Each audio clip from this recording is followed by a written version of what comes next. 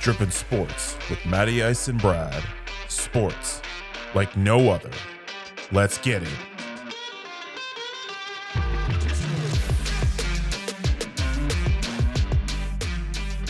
What is up, everyone? Welcome back to Drippin' Sports. I'm Matty Ice. That's Coach Brad. This is the new direction, the future of Drippin' Sports. Brad, happy to have you aboard, my friend, and I'm really looking forward to this new adventure we're going on. Matty Ice, man. I can't even begin to describe how excited I am about this.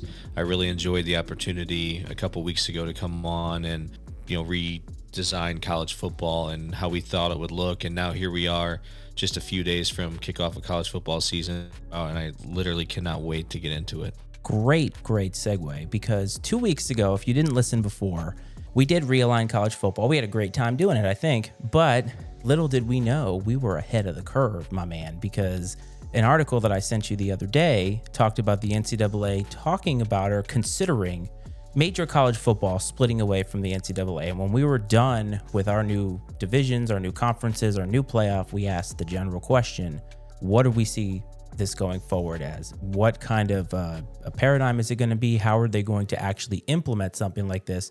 Turns out we weren't that far off. No, I don't think we were at all. I think ultimately it's definitely going to be something very similar to both of our iterations of the NCAA. And what I'm most curious to see as it all shakes out is what happens to the non-revenue generating sports. What happens to the women's soccer team, the lacrosse teams, the wrestling teams as we move forward. And I hope they don't fall by the wayside, because those are great sports. As being a big fan and coached wrestling for years, I love wrestling, and I happen to be a fan of a school being the University of Iowa, that their program is one of the few revenue generating wrestling programs in the country. But beyond that, I mean, at a lot of schools, it's an expense. And what happens to programs like that down the road at the expense of football and basketball? Is it too naive to ask what happens to academics at this point? Because what are they going to do with that? Because right now they're not separate. They're not separate. I think the first step to making them separate was the NIL situation. I don't think, unfortunately, that academics are at the forefront of most sports fans' minds, but they're not. But let's get back to why these institutions exist in the first place. And it's absolutely, like you said, it's academics. Where it goes from here, we'll see. But I think academics benefit too much from the money that sports brings in. So how they decide to carry on with that marriage moving forward will be very fascinating. And do they manage to keep academics a priority throughout this money hungry, I guess we could call it, situation? And that's, I guess, where I find myself the most curious, because these universities existed and still exist for education. And you're right, the average sports fan of any of these colleges, I guess, let's take the students out of it, because if you're a student at one of these universities, you care about both, I would think, because you're there first and foremost because you were there for the academics, and then of course the sports were gravy, kind of like with me, but you do enjoy that aspect of it. But I think this fan you're speaking to is the sports fan who didn't go to one of these universities and is still a fan of it, which you see a lot of that in the South. And it's funny, when you guys did your 5 for 5 on people you don't like, in my mind, in OLI, or possibly even in my top 5, was fans who identify with the school that they did not even step foot on the campus of. And I realize that's naive of me to say that, because there's a lot of people who love college sports, especially in areas where there isn't a pro sports presence. So that's not really fair. So that's why I said I wouldn't have put it on the list. Oh, no, for sure. I mean, I'm that guy. I could never get into Notre Dame. Not even if I had $1 million and walked in with a bag of cash. They just turned me away. But they would not turn you away. They might. I don't know if money matters to them. I mean, okay, I shouldn't say that. Money matters to them, but they have a long list of people beating on the door with tons of money. So they have their pick of the litter, and I don't know if they would choose me. But I agree. There is a lot of that out there. But I think that these programs bank on that. They rely on 100%. The local populace to be fans. Now, granted, some of them are fortunate enough to have a great student following, especially in the SEC and some of the bigger Big Ten schools, and there are niche sports at other schools that have a unique student following, but without the general average everyday fan that lives down the street, that grew up watching Alabama football or Iowa wrestling or Virginia Tech football or Duke basketball, I don't know if these programs would be in the position that they are today. Do you think this is actually going to happen, or do you think this is a lot of conjecture because this is the NCAA responding, right? Because we talked a couple weeks ago about how the NCAA has remained mostly quiet during this, and this is their way of saying we're monitoring the situation. I don't know. It's hard to say. I feel like they're just kind of like we talked about. They're waiting to see what's going to happen, but it wouldn't surprise me if it depends on the money situation for the NCAA. Can the NCAA afford to lose power football? Like, do they need that revenue to do what they do for all the other sports? And if the SEC, Big Ten, whoever, if they all break off and start their own football league, does the NCAA tell all those schools, hey, well, you take all the other sports with you. Good riddance. See you later. Good luck forming your own bowling conference or whatever it might be. I think time will tell, but I don't think it'll be that long. I think within the next 10 years, if not sooner, we'll have a pretty clear picture of where this thing is going. I will be interested to see how it works out because in my mind, if the NCAA is going to allow this, it's going to be sort of a revenue sharing type of a thing because you're absolutely right. And they can say it's about academics and sportsmanship and whatever they want. But at the end of the day, the NCAA 100% benefits from the amount of money, the bags of money that are just shifted between all of these major sports programs. And for them to just let it go so easily and say, yeah, let's govern that outside of the NCAA without us taking any sort of a cut, there is absolutely no way. But I think if they're going to do this, it's going to have to include a cut of maybe NIL money type stuff. Like there's going to be a huge economic shift in the sport. And then, of course, there's the gambling aspect of it. Like, how does that all get affected? And there's so many elements and layers to this that I find fascinating. But the part that tickled me the most was that we were 2 weeks ahead of this. Yeah, absolutely, man. That's where you come. You come right here, man. Drippin' Sports to get it before anyone else even knows it's news. That's what I'm saying, man. See, when I said the future is now, that means this. We're 2 weeks ahead of it. I mean, we were ahead of fucking ESPN on this. Like, just get us a job. We can do whatever they're doing on College Game Day. We can do that.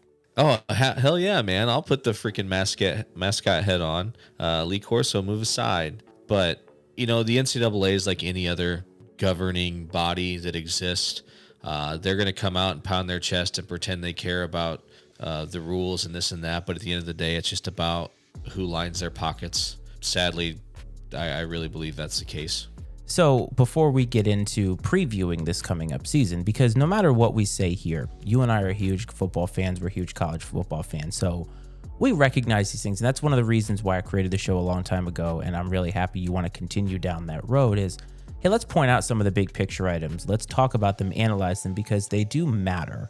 And the sports themselves are wonderful in a vacuum, but I think it's hard to ignore, becoming harder to ignore some of these other extracurricular, for lack of a better term, things that happen around sports. And I like that you're one of the guys who wants to say, hey, I'm seeing this, but it's not going to affect me watching the product. And I think that that's okay. As we talked about a couple weeks ago, we can recognize things, people can have voices, but ultimately it's okay to separate the sport from some of these other avenues. And so, but I wanted to ask you before we get into the season, I want you to go over some resume stuff here with me because you're a coach, you were a coach, and I know you had, 16 years or something like that of wrestling, coached a little bit of football. And I want to ask you, at this point in time, right, all these high school kids, college kids, they're all at the end of these camps, these summer camps, they're gearing up for their season. How many times in your coaching career did you know that your team just didn't have it? Every time. A coach knows. They know. For sure, 100% as a coach, if your team is good or not good. There's those times where you're like, man, we got a chance if we can stay healthy, if a couple things go our way, we got a group of kids that play pretty hard, but maybe they're lacking in talent. We could have a successful season, but I can tell you pretty much every time, I was fortunate enough to coach. I coached a lot of really bad football teams, I'll be honest with you, but we had a couple of years where we were really, really good, and we knew it. And it's not hard to see. Once you've been around the game long enough, you know when you have talent. And it took me a while to learn that as a coach, honestly, because I was never very talented as a player. I was always one of those people that I had to work pretty hard just to be adequate. I mean, I was a decent player, but I was not a star. But I had to work for every little bit of it because I wasn't blessed with a lot of natural ability. And so I really valued that in other players because that's all I knew. And so when I saw a kid working hard, like I correlated hard work to they must be talented. And it took me a few years to realize that that is not the case. They could work really, really hard, but it doesn't mean they're going to be talented.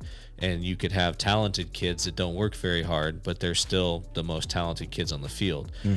Now, where that sweet spot is where you can get those talented kids to work really hard, and then it's special. So is it easier at these lower levels where you don't have to interact with the media, so you can be positive to the team, but to a man as a coach, you kind of know, yeah, these kids are trying their hardest. I mean, I would think that there's probably a lot of pride in coaching a team that is trying really hard but just doesn't have the talent. Like, you can see how hard that they're working, and some of those are probably the more satisfying seasons, right? No, absolutely. If I had a choice if my livelihood wasn't dependent upon winning games, yes, and I had a choice to choose a team that was supremely talented, but they were lazy and had attitude problems, or have a team of young men and women who worked their tails off, would do anything you asked them to do, were very coachable, approachable, like sponges, and really cared about their teammate, I would choose that every single time. Even if you told me like, hey, like the best you're going to do is 500, if you're lucky, this other team, like, you might win a state championship, I would give me the kids that they're going to work hard all day, every day. Give me the coachable kids that want to be there, that want to work hard every single time. Winning's fun, but I'd rather be around people who are more interested in winning at life. And I think those people that have that kind of lunch pail, blue collar, to be cliche mindset, like, put me around those people. That's where I want to be. If you had to estimate from your coaching background, how many coaches in the NCAA, let's call it the Power Five, how many coaches do you think can come into just about every season knowing that their team has it? Maybe 10.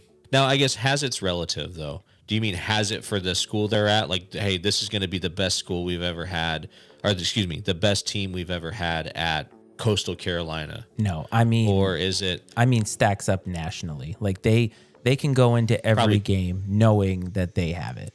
I think there's probably 10 to 15 coaches that walk out week one being with the thought in their mind that we could be special. It's funny. I always said that about Nick Saban, that Nick Saban can coach differently and fearlessly because he knows what he's got behind him with the history of winning, the history of recruiting. So in that national championship game where they subbed Tua in for Jalen Hurts, everybody thought that was crazy, but he knew what he had.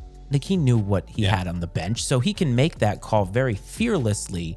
And we're going to go over the preseason rankings here, but I'm looking at the rankings and I'm thinking about how college football specifically has been.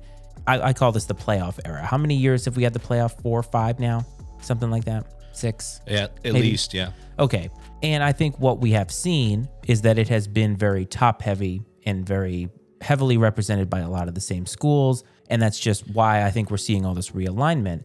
But I'm looking at the schools that are on here, and I can't help but put myself in this mentality that there can't be that many schools that are walking into week one thinking we have a shot, because they just have to know that they can't compete. Like, as many coaches want to come out here and give the rah-rah speeches, and I'm sure you've had to give them in your lifetime before, and the kids walk out of there and you're like, I was so full of shit. Like, we don't have it. There's definitely that, but you also have to keep in mind too, it's relative to the situation. So if you are playing in the Sun Belt, but you think you're one of the top 4 teams in the Sun Belt, and that 90 or let's say 80% of your games are going to be against other teams, you might be a very good team in the Sun Belt that can compete possibly for a conference championship, but you're nowhere on the national scale. So it just depends, I guess, on what your goals are that you have for your program and where you think you are. Like I said, when we're talking nationally, there's probably 10 to 15, I think, programs that walk out week one and think if everything goes our way, we have a chance to be relevant and be in the national conversation in a couple months. But it's not very often that everything goes their way between injuries and just bad breaks in games, things like that. It doesn't take much for a season to go south, even for a really talented football team. But to your point, yes, I've stood in that locker room and given the most passionate, let's go out there and get after them, boys, like speech you could imagine, knowing very well that we were going to be down by 40 at halftime. Sorry. Now let me ask you. It's the sad truth. But you know what? It happens in locker rooms across America every Friday night. Let me ask you. Of the 10 to 15 coaches that know that, how many of them do you think are delusional? 25%. Like I'm trying to think every year when the U is back, and they're never back, but they think they're going to be relevant. Like I'm seeing them sitting in this preseason poll here, and But that's probably curious. More fans. That's probably more the fans that think they're going to be relevant. The coach has to go up in front of the media and say that he thinks they're going to be relevant, that we're going to compete for national championships.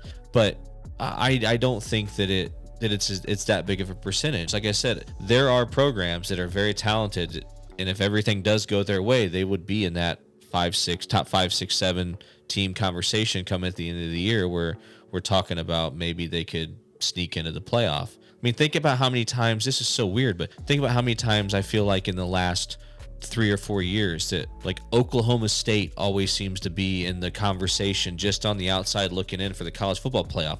And they're nowhere on anybody's radar all year most of the time. Wisconsin used to be like that, too. And they probably start the season ranked be somewhere between 10 and 20. And they probably hang out there for a while, just slowly creep up spot by spot by spot. And so I don't know if I'd say that 25% of them are delusional. There's just so many factors that are outside of their control. And I think that's sort of the tipping point.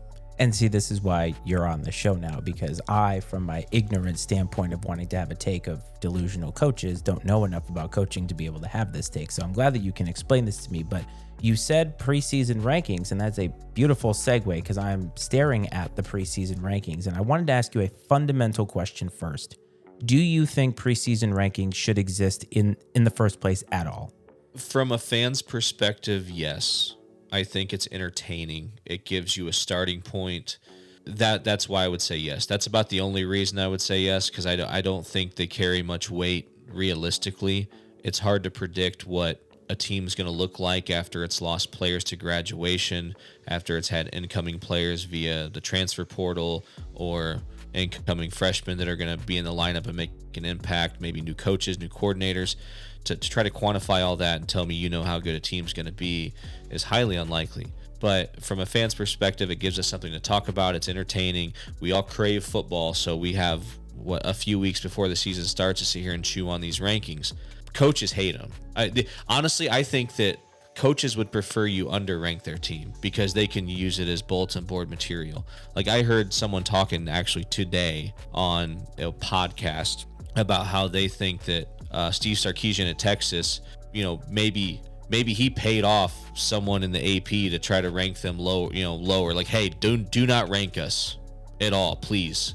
Like, because I want to be able to walk out here for the next few weeks and tell these guys how nobody thinks they're any good. Everybody says Texas is done, blah, blah, blah. I mean, coaches hate preseason rankings because as much as you think that kids are rational, even at 18, 19, 20 years old, they're not. And you get a supremely talented team that sees, hey, we're ranked number 3 in the country, man. We must be pretty special. And if you don't have the type of coach like a Nick Saban or someone like that can reel that in a hurry, it could be dangerous. See, I've always felt that the preseason rankings, especially now when we're moving to this playoff, is they have kind of, like, I agree with you.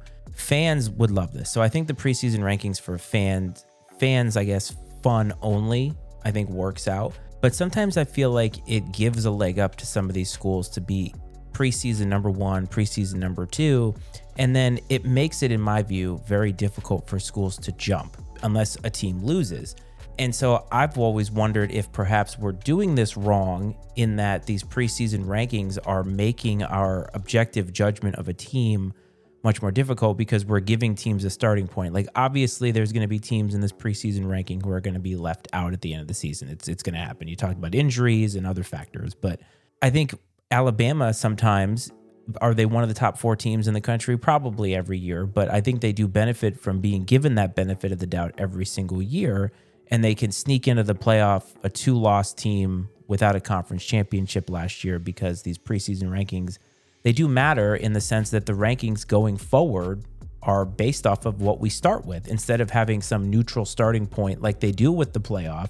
And I've always wanted that. I've always wanted them to say, okay, this is generally what we think are some of the best teams, but then basically everybody's kind of at a starting point, and the committee, instead of just doing the playoff, can now give us something different in the middle of the season so that we know. I mean, yes, it's going to be hard for the fans to say, oh, I don't know if these are good games, but like at this point, these schools are brands. So if anybody sees Notre Dame, like that's going to be a game that people are going to watch because they know Notre Dame is a brand, Alabama's a brand, Ohio State's a brand, stuff like that. Wanted to get your thoughts on that. Yeah, no, and Notre Dame has absolutely been a benefactor of the preseason rankings before. I shouldn't say a benefactor because usually they get overrated at the beginning of the year, and they prove to not have the talent to hold up to that ranking once the season gets underway. Other times they have gotten ranked highly and played a not very strong schedule and just continue to win games and sneak by bad teams, and it keeps them up there in the top 10, 8, 7, 6, somewhere in there. You get a couple teams up there to lose, and next thing you know, they're knocking on the door of the playoff and they haven't beaten anybody. That's exactly what you're talking about, I think, those types of scenarios. How to avoid that, I'm not sure. Even if they held on to the rankings for a couple weeks, I think you're still ultimately going to get the same thing, because even if in this case, like Notre Dame plays Ohio State, even if they waited until after week 1 and Ohio State beats Notre Dame by 2 touchdowns, I still don't know that you'd see Notre Dame outside the top 10. Well, that's and maybe there's. I was going to say you at least have a sample, right? You at least have some results to look at to where you can objectively look at it. Here, it's just conjecture. Like you're just saying, "This is what we think," and then that's where these teams start. Well, one thing we're probably not considering is how much. Who knows how much the TV companies, cable companies, have invested in this? Are you going to tune in to watch number 24 Notre Dame play? Maybe. Probably, I'm not watching Notre Dame ever. If no, I know, but if you're a casual fan, you're going to be, if you see 2 numbers, if you're just flipping through ESPN, like on your phone, like, hey, what are this week's games? And you see 2 high numbers next to those teams. Hey, this is number 7 against number 10. That's probably a good game. I'm going to watch it. Well, yeah, I know. That's what I was saying is like they do make it for the casual fan to watch. And so I do understand why they exist, but I sometimes just feel like they factor a little too much into the end product as these rankings go along. And Notre Dame's not the only one. Have you seen the rankings by chance? Yeah. Okay. Yeah, no, absolutely. And I got them pulled up right now for sure. Excellent. So I want to go through I don't the really top have 10 too much beef. I don't have too much beef with the rankings this year. I mean, there's a few discrepancies, but I don't have too many qualms, honestly. It's not about qualms, but I want to point out the teams that are kind of in here that I feel like are those teams you talked about that are always OLI. They're always outside looking in. Like I see Texas A&M at 6, and I think to myself, I know that they had a great recruiting class, but Texas A&M historically, even under Jimbo Fisher, has not really been able to take that next step. And they play in the SEC. It's really tough, man. So I see them and I'm like, will they be up that high by the end of the season? Now, they went on a heater last year, if you remember, but couldn't get the job done. Yeah, and they bought one of the best recruiting classes in the country this year. And it's great that Saban was pissed off about that, wasn't it? Like, dude, this is the rules now. So, like, just get in the game. Don't be pissed at this. Yeah. So I don't know if you've stumbled across this, and I kind of hesitate to even give this guy any play at all, but he's really talented at what he's doing. Oh no. But the gentleman do you remember the gentleman in Ohio State a few years ago that got released, the wide receivers coach that got in some hot water? Yes. With a domestic situation. Well, he has a TikTok page, which I won't say the name of it, but he just talks about like the backside of college sports, like what college football, what's really going on behind the scenes, this and that. And he was on Urban Meyer's staff, like even back in the Florida days. And he talks about, he's like, we knew that Alabama was cheating. We knew that Nick Saban was cheating. Like we had proof. He's like, we had proof that they gave Julio Jones an Escalade. He's like, but when you call the SEC office that happens to be in Birmingham, Alabama, he's like, when they answer the phone, it's, hello, Alabama. I mean, SEC office. He's like, it's just nobody cares. Nobody cares. Everybody knows. You have literal proof it's happening, and just nobody gives a shit. I agree. I mean, and that's why I'm happy that we switched to this new NIL thing, and they will figure it out. But I mean, just call a duck a duck. I mean, we all know this has been happening, so just let it be. I mean. No. They've turned the other cheek so many times. And coaches, here's my big issue, is that coaches like Pete Carroll have been able to walk away from these kids who then take all the fall. Oh, 100%. That's one of the worst parts about it is that, and I'm happy that the transfer portal thing, that they cleaned that up a little bit in terms of taking the chains off these kids a little bit. And that's Yes. a really terrible term to use, but Pete Carroll, he goes there, breaks a million rules, but has a lot of success. So he gets hired away to go to the NFL, leaves just in time for them to vacate their national title or whatever. Reggie Bush have to give up the Heisman Trophy and their program to be on probation for a few years. I mean, you could say that maybe he single-handedly, the program he ran, single-handedly set USC football back 5-10 years. But they won national championships. He gets to walk away scot-free. I know. Yeah. And, well, he walks away and wins the Super Bowl. So he gets to get even more glory by getting that, and he's still employed there. But yeah, I mean, I just also thought, I just also find Nick Saban really cracks me up, because I remember I saw an interview with him. Maybe it was this offseason sometime. Who knows? Maybe it was like Super Bowl time or whatever. And they asked him about NIL, and he started talking, and he talked about he gave some pretty fair points. And I was like, all right. And then he's like, and it's really about fairness. And I was like, all right, so hold up, Nick, because what's fair is that you've been making 11 mil per, and these kids are out there doing a lot for you and not getting anything for it, right? Like the school's making a ton of money. And then he's like, and we have to make sure that we keep the academics at first hand. And I was like, get the fuck out of here with that, Nick. Like, just come on. Such bullshit. Come on. Don't piss on me and tell me it's raining. Come on. Yeah. Like, what I would rather you tell me is that most of my kids major in football. Like, okay, at least I know that. So that kind of got me. But that whole beef was quite funny. Oh, no. I always used to use the example, people get talking about, oh, these guys are there to get an education, blah, blah, blah, blah, blah. And this is back when Devin Hester played for the Bears. And I'm like, hey, have you ever heard a Devin Hester interview? And they'd kind of look at me funny. I'm like, just look, pay attention, look one up. Listen to a Devin Hester interview. And you tell me what kind of education that dude got. You know what I mean? In any of these guys, yeah, you're right. They major in football. They're there for football. And that's one thing. And I know people can throw shade at Notre Dame, and it's fair in a lot of cases. But one thing that they do that not a lot of other places do is they don't really bend their academic standards a whole bunch to accommodate athletics. Where other schools, you just have to meet the bare minimum NCAA requirement as opposed to whatever the school's academic requirements are. Notre Dame is not that way.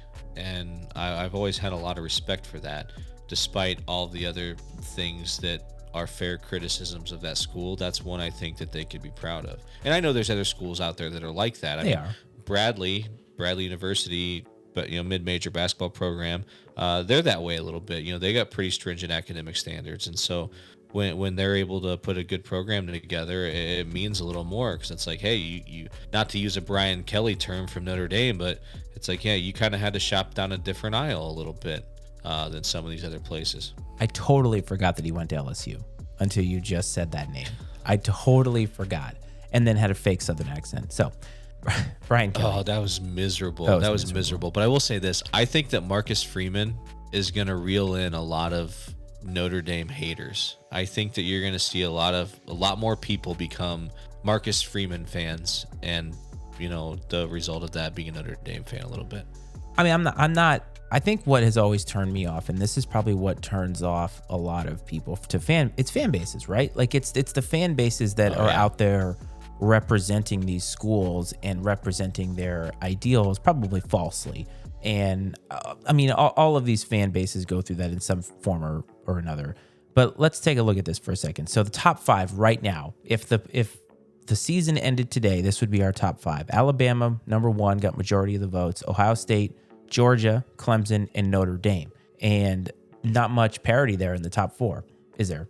No, not at all. And I mean, God, I would be, if the season ends and Notre Dame's number 5, I'd be happy as could be. I think it's a lot of brand credit right now that's happening for them, and I'm saying that as a fan, because there's so many unknowns. There's so many unknowns. They lost a lot of really good players, and they have a brand new head coach and tons of new coaches. I don't know how you could look at that team and say, oh, they're definitely a top 5 team.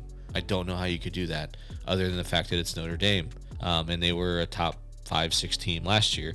Outside of that, I have no idea how you justify putting them at number 5.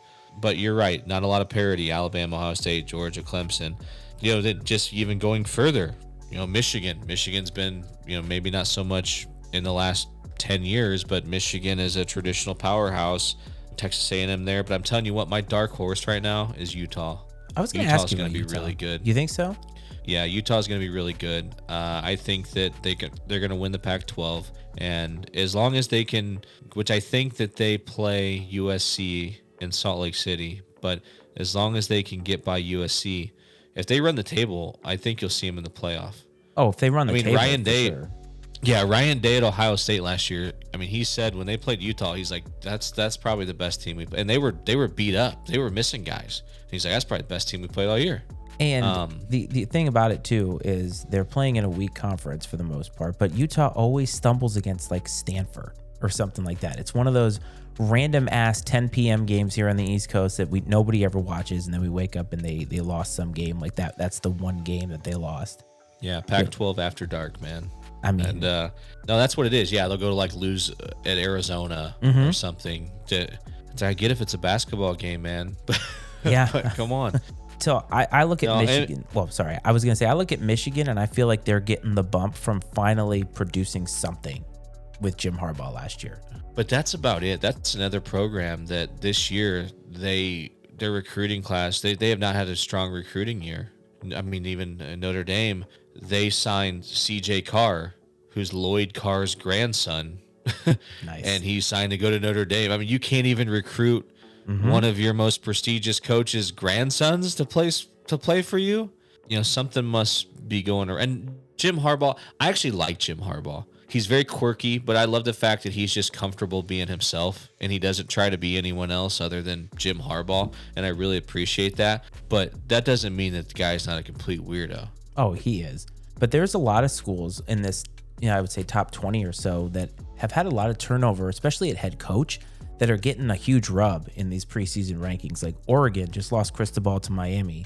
What is that going to mean? Because Oregon has been, again, one of those teams that has been traditionally great, but not great enough. You know what I mean? Yeah, I think that you might see them hang up there a little bit this year just because of the roster.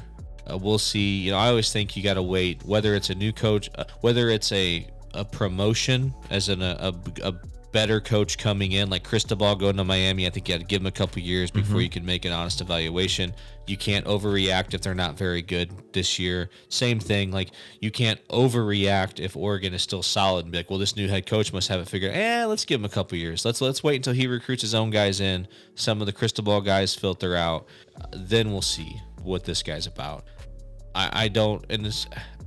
What I'm afraid of is that they're going to become, once USC and UCLA leave the Big Ten, that if Oregon can't cling on to someone somewhere else, that, yeah, they might be a big fish in a small pond, but I'm afraid they might become a little irrelevant if they can't really. They're going to have to be a very strong program to stay in the national picture once those two schools leave. Yeah, and then you got Oklahoma, who lost Lincoln Riley. So they're in the top 10. And again, they have been traditionally good, but that turnover. Miami gets a new coach. USC has a new coach, of course.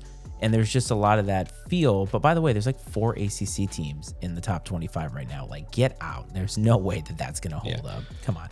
So Oklahoma, Brett Venables, he was the Clemson defensive coordinator. Yep. That guy's turned down. He's probably turned down more head coaching jobs than anyone that's currently a head coach ever did on their way to becoming a head coach. He did. He's been one of the most sought after assistants for the last 5 years at least. And I think he's in the right place. He seems to have the right mindset to be there. It may take a couple of years, but we've seen it time and time again, even in the NFL. Bill Belichick maybe being the exception. Defensive-minded football is hard to get off the ground these days. It is. At a high level. Mm-hmm. You have to have a high-powered offense. Old school defensive hard-nosed football just doesn't get the job done anymore like it used to.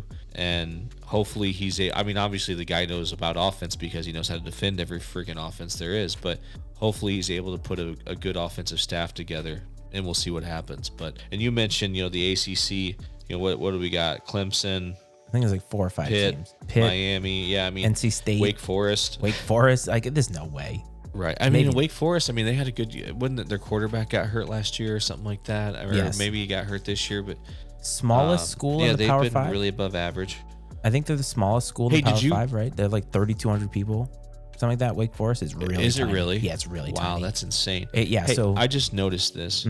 Looking through the coaches poll, Oh. So it shows, Alabama got 54 votes. I know what you're going to say. Ohio State got 5 and 6. I just saw Texas? That. Yep, I saw. I was with like, 1. I saw that and I was like, what? I was like, There's no way that was Sark, though. I can't believe that. There's no way unless you're just that guy that's like, you know what, I think we're the best team in the country, boys. I don't know how you do that. There's a guy in the Missouri Valley Conference that Bradley plays in. Which he just got fired, I'm pretty sure. Dan Muller, the guy that head coach at Illinois State University. The last, I don't know how many years, he always picks them to win the league when they do the preseason picks. They could be, but just consistently, it'll always be like, Northern Iowa or Drake or Loyola Chicago, they're the top 2 or 3 programs. And then, Illinois State received 1 vote.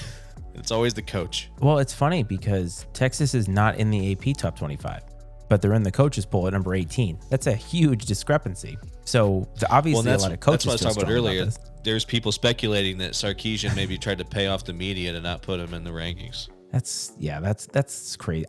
It's funny when I was at Tech, I always used the AP poll because I always felt that was the poll that held a little bit more water.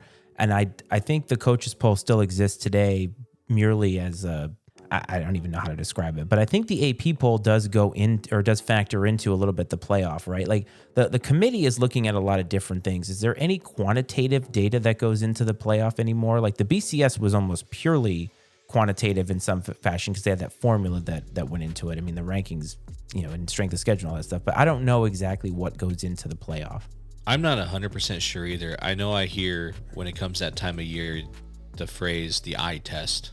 It's, the eye test, do they pass the eye test? And apparently these people lock themselves in a room for a few weeks, leading up to win the playoff, and they watch every freaking game. At least every game of maybe the top 10 teams. Not just the current games that are going on, but they watch every single game, and they see if teams pass, the quote-unquote eye test. I think the one thing I do like about it is they are willing to, it's kind of a recency bias. If you lost a game early in the year, they're willing to say, but hey, you're playing like one of the best teams in the country right now. And that I do appreciate. I do think they value that. At the same time, like last year, I do believe that Cincinnati deserved to be in the playoff, but I do not believe that they're one of the best 4 teams in the country. Right. And that's why I am a favor of an 8-team playoff. Now, granted, sure, maybe the 9th and 10th teams will be pissed off, but that's a big reason why I'm a fan of the 8-team playoff is I think you can get the majority of the best teams in the country in the playoff and still sort of reward some of those group of 5 schools that have great seasons, plug them in there, let them have their shot at the big boys. And I think the fans would love it. Well, you give more teams a chance, right? So you're opening up the sample. I mean, 8 out of 25, let's say the top 25 are all the ones that are considered for the playoff. 8 out of 25 is a pretty darn good percentage. To me, that captures almost half of the top 25. So I feel like 8 is a pretty good number. If you're 9 and 10, I mean, at what point are they going to stop complaining? Because the 65th team gets pissed every March. So you're never going to please everybody. In that case, though, with all the auto bids, yeah, the 65th team is usually better than probably a dozen teams that actually made the tournament. I know that, but I mean, that's the format they have. I mean, I'm just saying, but, you're always going to get a complaint. I do feel like that's a little more fair of a gripe. Now, sure, that team had their opportunity to do something about it, but I could see that being a more fair of a, man, this really sucks that we're sitting at home right now while the Ivy League champion is, getting beat by 40 in the first round by Kansas. Yeah, and then Kansas will lose in the next round, so it'll be fine. Right. By the way, your boys, Oklahoma State, sitting pretty at number 12, so you're going to get your wish this year. Yeah, I'm telling you, don't sleep on the Cowboys, man. Don't sleep on the Cowboys. Is Mike Gundy still the coach? Well, speaking of Cowboys. Yes. Speaking of Cowboys. Okay. Notre Dame's kind of like the Cowboys, right? Of sort college of. Football. Yes. Like as far as the fan base goes, used to be really good, like in the early 90s, not so relevant anymore. But all the fans, they have a national fan base, and they all think they're awesome. It's funny. Very similar. My dislike of Notre Dame actually came from somebody who went there who didn't give a crap about sports.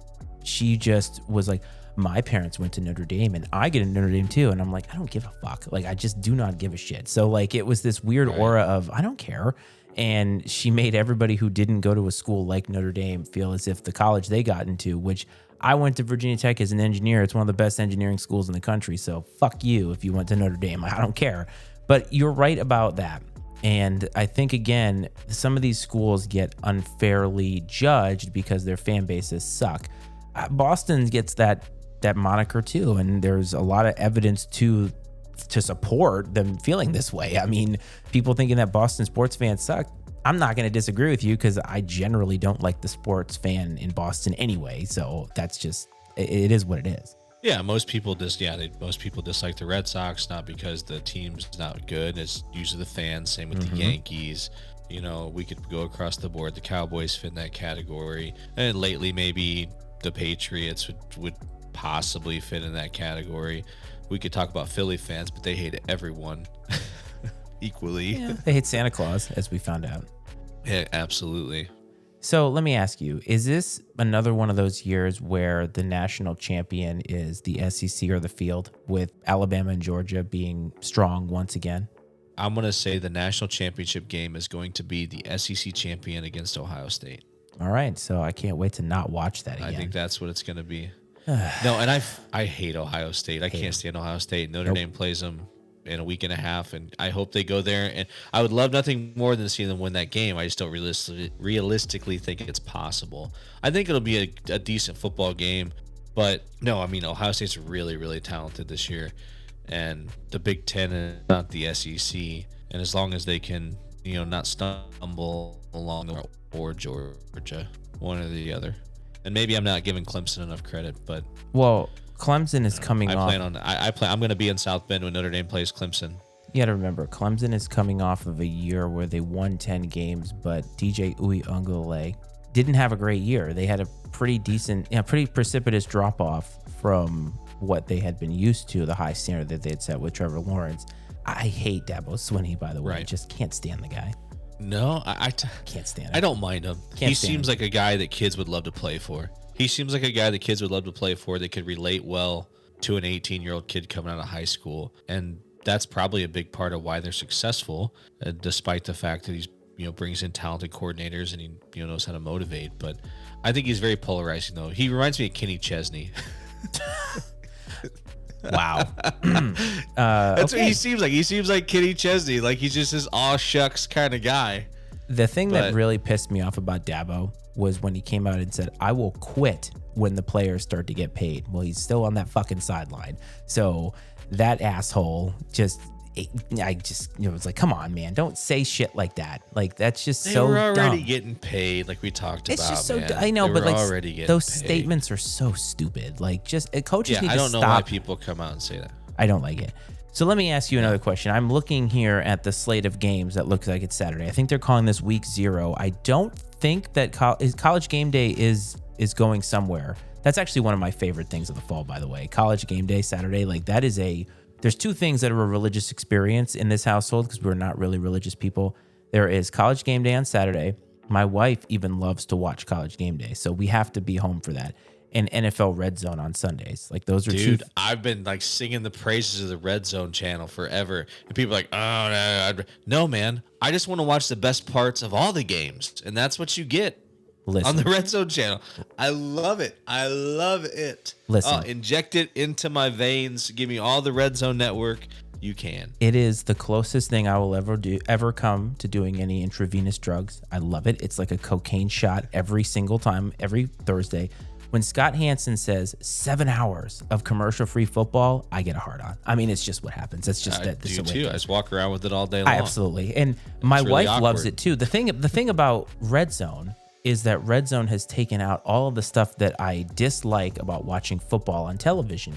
And it's funny. My brother-in-law was just here. He's doing a new show with us. We're doing some football talk. We love to talk football. He actually hates Red Zone. And he's like, you miss all the parts that lead you up to where you are. And I'm like, what do you care about how many times they walk off a punt or a penalty or some shit? Like, I don't care about that. I just want to see, and I want to see what matters in the game because he's like, this last year, Broncos, Cowboys. Broncos were up 24-0. My brother-in-law goes, I wish the game was on TV because I wish I could get a flow for the game. I'm like, Mike, it's 24-0. What the fuck do you need to know? Like, what else about the game do you need to know? No, I absolutely agree about the red zone being fantastic. And a lot of times they will say, hey, let's show you how they got down here. Yes. And, especially if there's no one else in the red zone, they'll go back and show you a big play that got them into the red zone or an interception or whatever. No, I think you see everything you needed to see. Wonderful. You miss out on all, you don't have any commercials. You don't have to watch the punts and the penalties and all this shit that nobody cares about.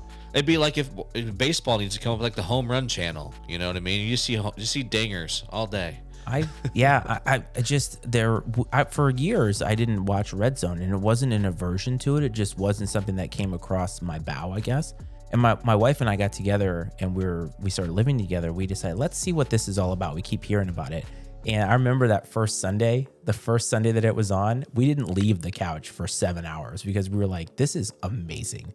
It is. All football, That's all awesome. day long. And it was like, the best part is it took out the regionalism aspect of it. So I don't have to be beholden to whatever bullshit game is going to be here, which is going to be some Commanders game or some Ravens game.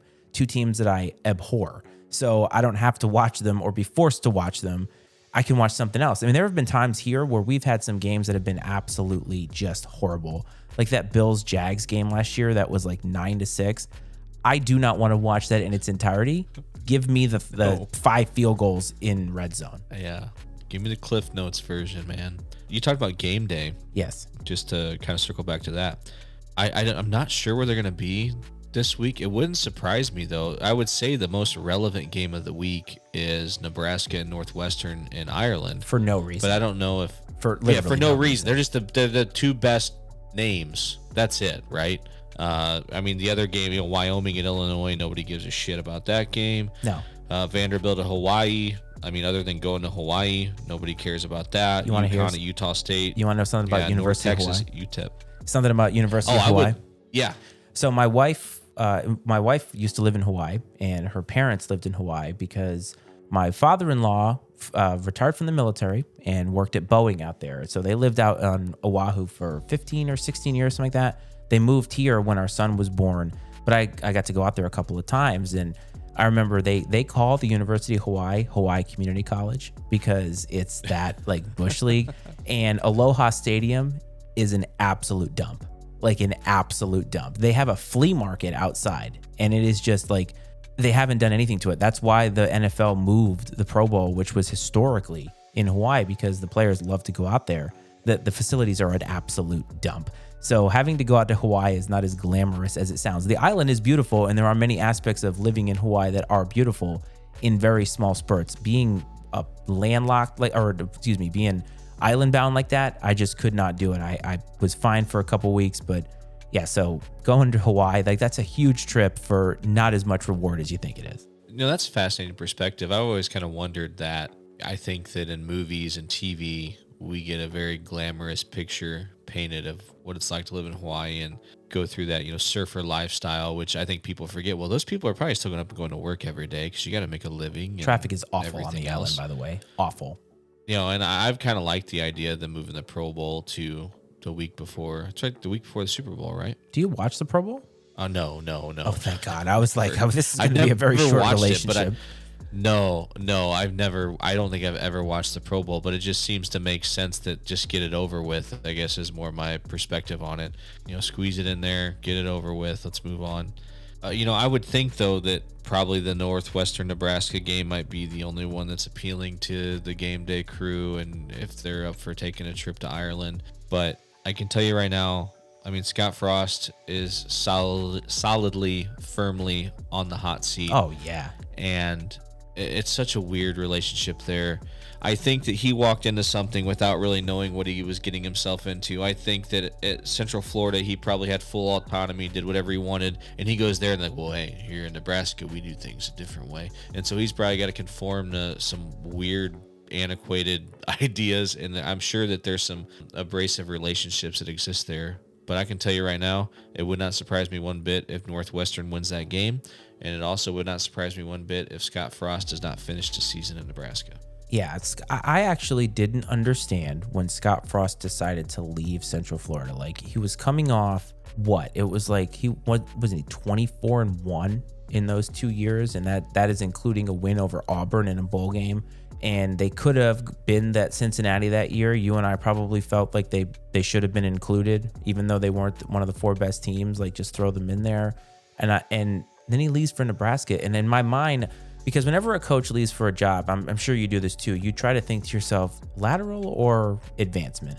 Because some of these coaches, if you're taking a coordinator job, you're getting a head coaching job, that's an advancement. But if you're going from one head coaching job to another, you have to think about the schools. And it was kind of like in college basketball when Buzz Williams went from Virginia Tech to Texas A&M, and you're like, in basketball, like, is that an advancement? And here I was like, is going to Nebraska some type of an advancement for Scott Frost, outside of the fact that I think he went there, right? Like, he was a player there. And I'm like, he could have stayed at UCF and probably had a dynasty.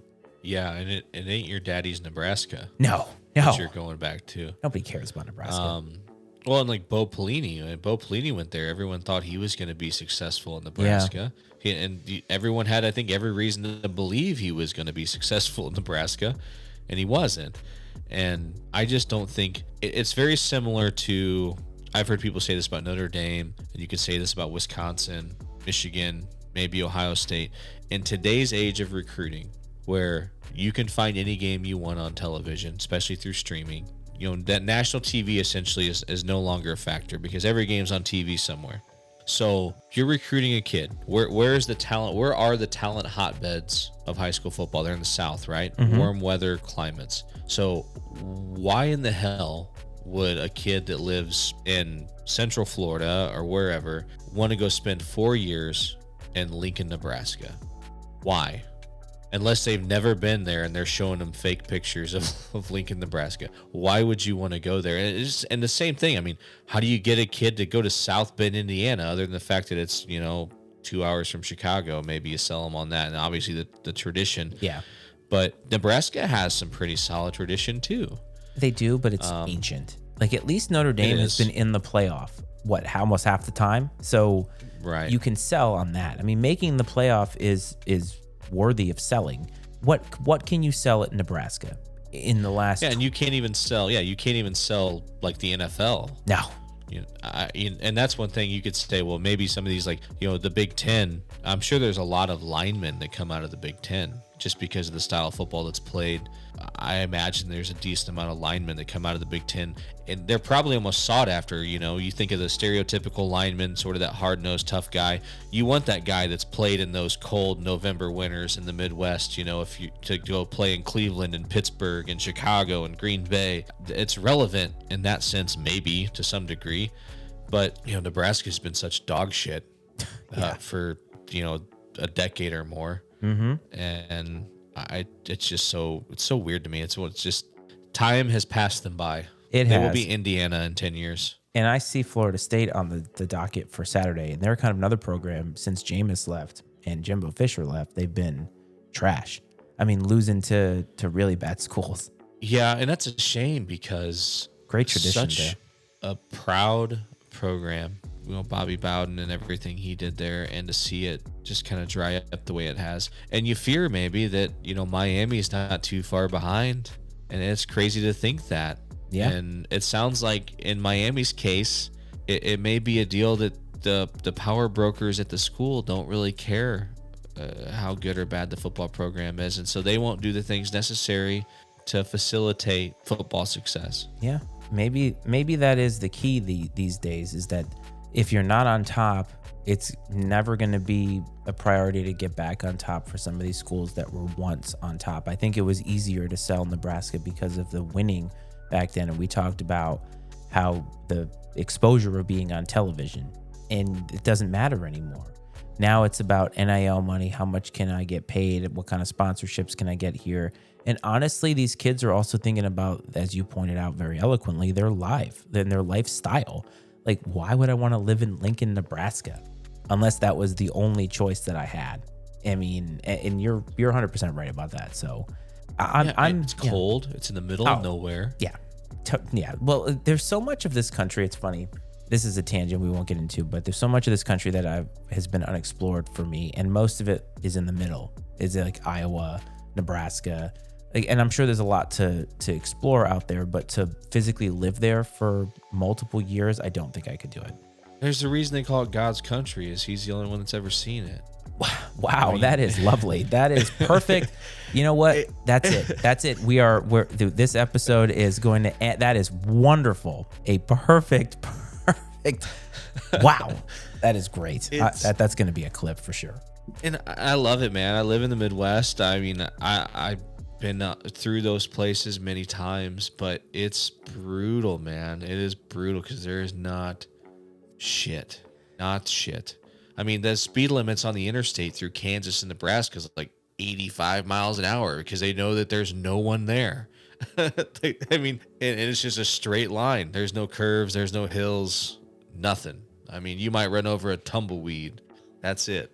Well, everybody, this first episode had a few, kinks to work out. Brad and I, or me, talking over Brad a little bit. Brad throwing shade at the Midwest, and so we'll never get anybody listening from Nebraska, which I guess whatever. But I'm excited about college football. I'm excited to see where the season goes. I love College Game Day, and I'm excited to talk about it with you. Next week, we're going to talk about the first slate of games in college football, but we're also going to preview the NFL a little bit because the NFL is right behind it, and I like to take a look at the league as a whole. So everybody who's listening right now, I want you to do two things for me. I want you to support Pub Time Podcast, where Brad is coming from. That is his home, and those guys are great. So check them out wherever you find your podcast, and check out MattyIceMedia.com, which is where all of my stuff is housed, and you can find that stuff wherever you find your podcast as well. And we're going to continue to do this week to week throughout the football season. And who knows, maybe it'll turn into something larger than that. But for right now, we're going to be very football focused because football is it. May throw some things in there because you're going to have a World Series in there. You're going to start some other sports, and maybe those are things that interest you, Brad. We'll get to that when we get to it. But I thought this was a great start. I thought this was a great start, and I hope that the listeners agree. So I'm happy to have you on board, and I'm excited for the future, my friend. No, absolutely. And I would love, all the listeners, man, check this out, support us, reach out, let us know the types of things you want to hear about. Let us know the things that you think we've said that are absolutely ridiculous, all about any sort of feedback. And do yourself a favor this weekend. Sit down for a couple hours on Saturday, watch some college football. We've been waiting for this for 8 months or however long it's been. This is the best time of the year. It's like Christmas Eve. We're coming up on months and months of endless football, and it's fantastic. So even though the games aren't very impressive this weekend, stop in, check out a game, watch Scott Frost dig his own grave, and we'll be back next week. And your call to action this week is to figure out why the fuck that game is in Ireland. But until then, everybody, I hope that this finds you well. I hope that this finds you safe. And for me and Coach Brad, have a good one. Peace, everybody. The opinions and viewpoints expressed on Drippin' Sports with Matty Ice are those of Matt Freites and his guests, and not necessarily those of the Matty Ice Media Network. Drippin' Sports with Matty Ice is exclusively owned by Matt Freites and is brought to you by the Matty Ice Media Network.